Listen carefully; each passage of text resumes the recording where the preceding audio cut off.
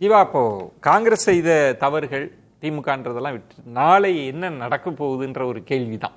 இப்போ பார்வையாளர்கள் தேர்தல் நெருங்கிருச்சு, என்னப்பா இந்த கூட்டணி இருக்குமா இருக்காதா, திமுக அணியிலையும் இருக்கும் அதிமுக அணியிலையும் இருக்கும், தாவேகா தரப்பும் பார்த்துக்கிட்டு தான் இருப்பாங்க. நீங்க எப்படி யூகிக்கிறீங்க, என்னதான் நடக்கும், யார் இறங்கி வர போற?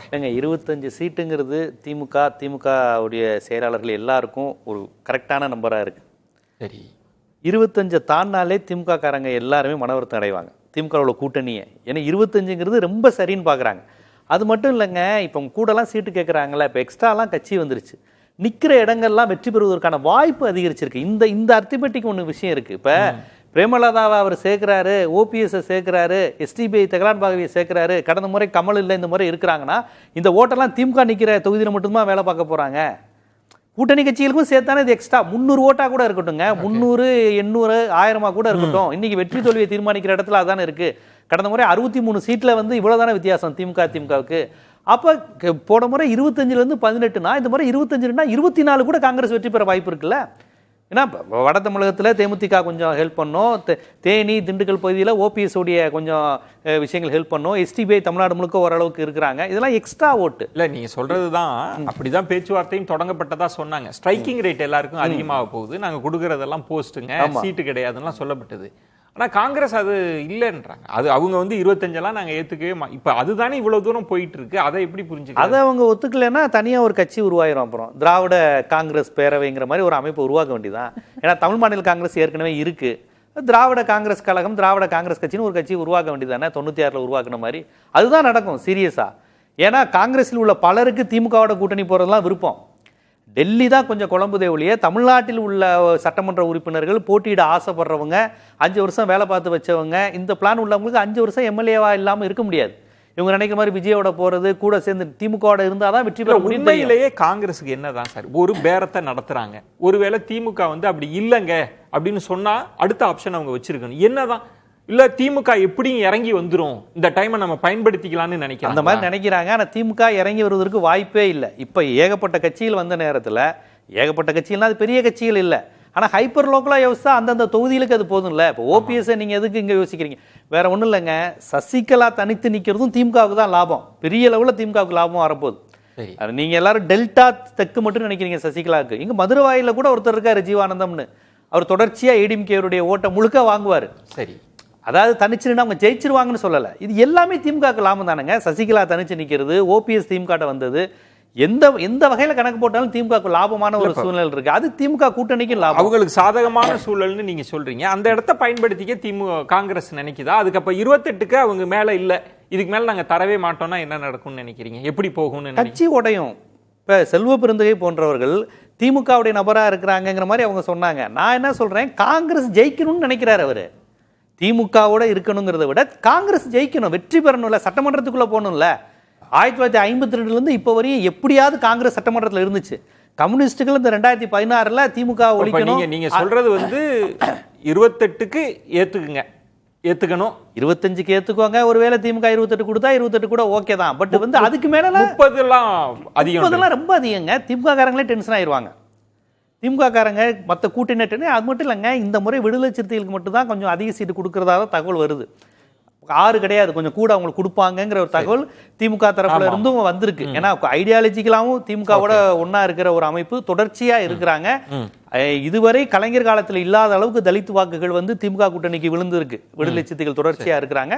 ஸோ இதுவரை வராத ஓட்டை வர வச்சிருக்காங்க. எம்ஜிஆர் ஜெயலலிதா ஓட்டு தலித் ஓட்டை வர வச்சிருக்காங்கனால கண்டிப்பா அவங்களுக்கு கொஞ்சம் கூட கொடுப்பாங்க அப்படிங்கிற அளவுக்கு பண்றாங்க. மற்றபடி எல்லா கட்சிகளுக்கும் அதே சீட்டு தான். நம்ம கடந்த முறை பேசணும், முஸ்லீம்களுக்கு கூட ஒன்றை குறைச்சிக்கிட்டேன் அப்படிங்கிற மாதிரி சொல்லி தான் ஆரம்பிச்சு வச்சாங்க. ஸோ இப்போ 28ன்ற நம்பரே அதிகமாக தான், 28 அதிகம் தாங்க, 25 தாங்க சரி. இப்போ இன்னொன்று ரகு, நீங்கள் கூடுதலாக இதையும் சேர்த்தே சொல்லலாம். இப்போ கிட்டத்தட்ட ஒரு பர்செப்ஷனை காங்கிரஸ் உள்ளுக்கு இருந்து நாங்கள் இல்லாமல் ஜெயிக்க முடியாதுன்னு திமுக கட்டின அந்த பர்செப்ஷனை கொஞ்சம் தட்டுற வேலையும் நடந்துட்டு இருந்தது. இப்போ இனி நடக்க போகிற காட்சிகள்னா இப்போ இபிஎஸ் அவர்கள்லாம் பார்த்துட்டு கிரிட்டிசைஸ் பண்ண ஆரம்பிச்சிட்டாங்க. இப்போ 30 கொடுத்தாங்கன்னு வைங்க, திமுக கீழே விழுந்துருச்சு, காங்கிரஸுக்காக இறங்கிருச்சு. இப்போ மற்ற கட்சிகள்லாம் இது மாதிரி நம்ம நடந்திருக்கலாமேன்ற ஒரு அதை தான் சொல்கிறார். திமுக காரங்களுக்கு ஒரு மாறலாக இருக்குன்றது. இப்போ காங்கிரஸ் இறங்கி வந்துருச்சுன்னு வைங்க, இதுக்காகப்பா நீங்கள் இவ்வளவு பிரச்சனை, இந்த பிரச்சனையும் சேர்ந்து தான் சமாளிக்க வேண்டியிருக்குமோ? எக்ஸாக்ட்லி. நீங்கள் வந்து இப்போ காங்கிரஸ் வந்து 26, 27 செட்டில் ஆனாங்கன்னா இதுக்கு தான் இவ்வளோ சீன் போட்டிங்களான்னு அவங்களுக்கு உண்மையிலே கேள்விகள் வரும். அவங்க வந்து ஒரு ஃபேஸ் சேவிங் ஃபார்முலாவை தான் வந்து 30 மேலேன்னு கேட்டுட்டு இருக்கிறாங்க. அது கூட்டணிக்குள்ளாரே பிரச்சனையை கிளப்போம். இப்போ வந்து விசிக்கு அதிகமாக கேட்பாங்க. ஏன்னா வந்து நாங்கள் உங்களுக்கு இன்னும் கமிட்டடாக இருக்கோம்னு சொல்லுவாங்க. விஜய் வந்து ஒரு முக்கியமான விஷயம் என்னன்னா, ஆட்சி அதிகாரத்தில் பங்கு வேணும்னு காங்கிரஸ் கேட்டாங்கல்ல, அதை விட 36 2 ராஜ்யசபா கேட்குறாங்களா, அதை விட திமுகவுக்கு கோபம் விஜயோட நாங்கள் போவோம் அப்படிங்கிறத வந்து இன்டைரக்டா அல்லது டைரக்டா பேசுறது வந்து திமுக கடுங்கோபத்தை ஏற்படுத்தியிருக்கு. யாருமே அவர் பக்கம் போகாத போது, நீங்க வந்து ஒரு நேஷனல் பார்ட்டியா இருக்கிற போது அவரோட ஐடியாலஜி என்னன்னு தெரியாது, பிஜேபி எதிர்ப்பை வலுவாக காமிக்கல, அவருடைய ஸ்ட்ரென்த் என்னன்னு தெரியாது, எலக்ட்ரல் ஸ்ட்ரென்த் என்னன்னு தெரியாது. இப்படி இருக்கிற சூழ்நிலையில நாங்க அங்க போவோங்கிற ஒரு சிக்னல் கொடுக்குறாங்கல்ல, அது கடும் கோபத்தை ஏற்படுத்திருக்கோம் நினைக்கிறேன். அதுதான் மெயின் காரணம். ஓகே, டிடிவி தினகரனே கூட நீங்க எங்க வேணா போங்க, இவர்கிட்ட போகாதீங்க, விஜய் கிட்ட போகாதீங்கன்னு சொல்ற அளவுக்கு அவங்களுக்கு விஜய் மேல ஒரு இது இருக்குது, ஒரு கண்டு இருக்குது. அது வெளியில காமிச்சுக்கிறது இல்லை. ஸோ அதை நான் கன்சிடர் பண்ணணும்னு சொல்றேன்.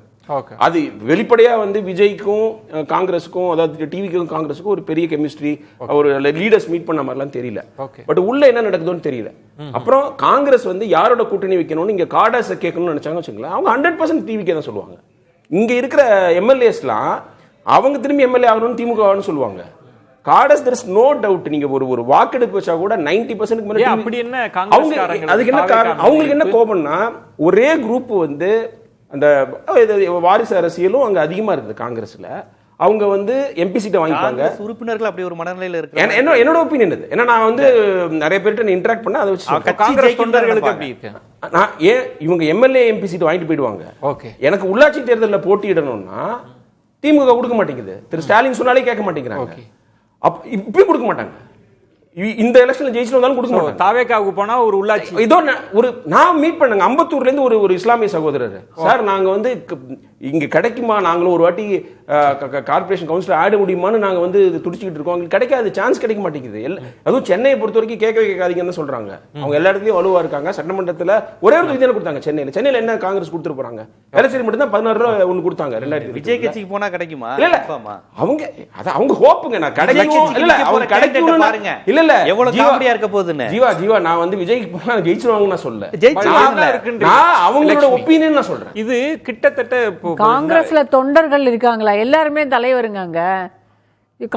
தொண்டர் இல்லாத கட்சி இருக்கவங்க எல்லாம் தொண்டரே இல்லாத ஒரு கட்சி, யாருமே இல்லாத ஒரு கட்சிக்கு எதுக்கு திமுக இவ்வளவு போட்டு மெனக்கெடணும்? அவங்கள வெளில அனுப்பிச்சிடலாமே. இல்ல ஒரு தேமுதிக ஒண்ணுன்னா கிட்டத்தட்ட இது சிக்கலா இருக்கா?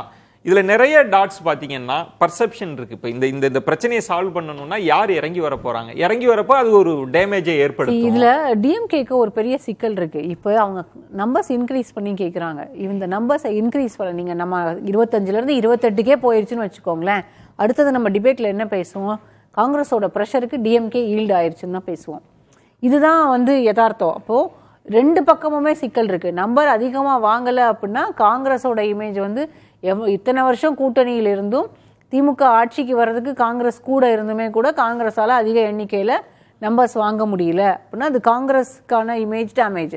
இந்த பக்கம் டிஎம்கே கொடுத்துட்டாங்க அப்படின்னா ப்ரெஷருக்கு ஈல்டு ஆயிட்டாங்கன்னு ஒரு டேமேஜ். இது ரெண்டு தரப்புமே இருக்க தான் செய்யுது. இது வந்து ஆரம்பத்திலேயே இவங்க வந்து இதை பேசி இருந்திருக்கணும். காங்கிரஸ் வெளியேறுவதோ இல்லது இது வந்து சரியா இருக்காதுன்றது அவங்களுக்கு தோணி இருந்ததுன்னா இந்த முடிவை வந்து ரொம்ப முன்னாலேயே எடுத்திருக்கணும். 6 மாசத்துக்கு முன்னாலேயே வந்து ரகு வந்து அதுக்கு நிறைய மேரேஜ் கதையெல்லாம் சொன்னார். எனக்கு வந்து அந்த மாதிரி ஒப்பிடணும்லாம் தோணல. இது வந்து ஒரு கூட்டணி கணக்கு தான், ஒரு ஃபேமிலி பாண்டிங்கை வந்து அதில் ஒப்பிட்டு பேசணுமான்னு தெரியல. பட் அது அவருடைய ஒப்பீனியன். சரி, ஒரு காமெடி தான், பரவாயில்ல. அதை என்னை பொறுத்த வரைக்கும் காங்கிரஸ் வெளியேறணும் இல்லை வந்து அவங்களுக்கு ஒரு அன்ஈசினஸ் இருந்திருக்குன்னா அதை ரொம்ப முன்னாலேயே வெளிப்படுத்தி இருந்திருக்கணும். இப்போ வந்து வெளியில் போய் தாவேக்காவோட போகிறாங்க அப்படின்னாலுமே இட் இஸ் டூ லேட். ரெண்டு பேருக்குமே பர்செப்ஷனில் டேமேஜ் தான், இல்லைன்னு நான் சொல்ல. டிஎம்கேவும் மெனக்கடுறாங்க, காங்கிரஸும் மெனக்கடுறாங்க. காங்கிரஸ் கூட்டணி தங்கணுன்றதுக்காக தான் சிதம்பரத்தை அனுப்புறாங்க. திமுக தலைமையும் கூட்டணி இருக்கணுன்றதுக்காக தான் சிதம்பரத்தில் பேசுறாரு ஷபீர். அது இதுல இன்னொன்று, இப்போ வேணுகோபால் அவர்களோ சோடங்கர் அவர்களோ திமுக தலைமை அவங்களோட எந்த அளவுக்கு பேச விருப்பப்பட்டாங்கன்ற ஒரு கேள்வி இருக்கு. அப்போ காங்கிரஸை மாற்றி தான் அனுப்புறாங்க. சரி, இது ஒரு பாண்டேஜ் ஏற்படுத்தக்கூடிய முக்கியமான தலைவர் அப்படின்னு.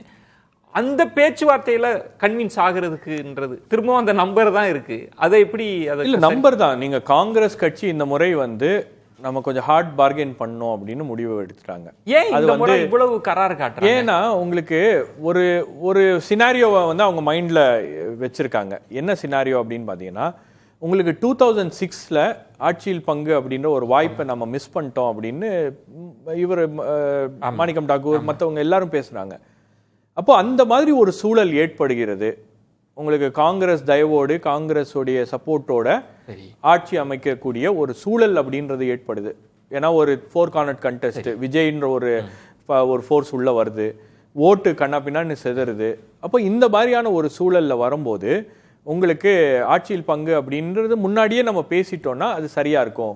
அதிக இடங்களை நம்ம வாங்கணும்னா நமக்கான ஒரு வாய்ப்பு வரும்போது, நமக்கான வெற்றி வாய்ப்பு வரும்போது நாம வந்து கொஞ்சம் கூடுதலா நம்ம வந்து பார்கெயின் பண்ணலாம் அப்படின்னு யோசிக்கிறாங்க. இது அவங்களுடைய யோசனை. இல்ல அதிகமா சீட் ஒரு கட்சி இல்ல ஒரு அரசியல் கட்சி வந்து இவ்வளவு சீட் தான் கேட்கணும், அவங்களுக்கு இவ்வளவுதான் அவங்களுடைய பவர் இருக்கு, அதுல மாற்று இல்ல. அப்படின்லாம் நம்ம உட்கார்ந்து இல்ல யாருமே பேச முடியாது. அந்த கட்சிக்கு தொண்டர் இருக்காங்களா, தலைவர்கள் இருக்காங்களா அப்படின்றதெல்லாம் வந்து நம்ம அதை உட்கார்ந்து நம்ம வந்து கருத்து சொல்றது எல்லாருமே கேட்கலாம். இல்ல ஒரு பிரச்சனையும் இல்ல. இல்ல ஒரு சாதாரணமா டிபேட்ல பேசி கிளம்பி போறோம். இல்ல ஒரு விஷயம் இதுல ஒரு சிக்கல் எங்க வந்து இல்ல ஷபீர் நம்ம எல்லாருமே அரசியல் களத்தை பார்த்துட்டே இருக்கிறோம். ஒரு பெரிய கூட்டணி, இப்ப ஜீவா சொன்ன மாதிரி வெற்றி பெற்ற கூட்டணியில என்ன பண்ணுவாங்கன்னா 4 சீட்டு இல்லாட்டி நான் வெளியிலே போவேன் அப்படிம்பாங்க. வெளியில போய் வேற அலைன்ஸ்க்கு போறாங்கல்ல, அவங்க ஆஃபர் பண்ணுவாங்க 50 சீட்டு 60 சீட்டுன்னு, நாங்க 20 சீட்டே போதும். பல பேர்லாம் திருப்பி கொடுத்த எல்லாருமே என்னன்னா வெற்றி வாய்ப்புள்ள கூட்டணியில தான் இந்த பேரம் இருக்கும். நீங்க தனிச்சு இன்னொரு அலைன்ஸ்க்கு போய் 150 கேண்டிடேட் நீங்க போடுங்கன்னா அப்ப இல்ல நாங்க 100 நின்னுக்கிறோம் 70 இதுதானே நம்ம பார்த்திருக்கிறோம். நீங்க இப்போ இந்த மாதிரி ஒரு கூட்டணி அப்படின்னா கூட ஃபார் எக்ஸாம்பிள் மக்கள் நல கூட்டணியில கொடுத்திருந்தாங்க அப்படின்னு வச்சுங்க, எவ்வளவு சீட்ஸ் கொடுத்தாங்க, எவ்வளவு ஜெயிக்க முடிஞ்சு, அந்த கூட்டணிக்கான பவர் என்ன,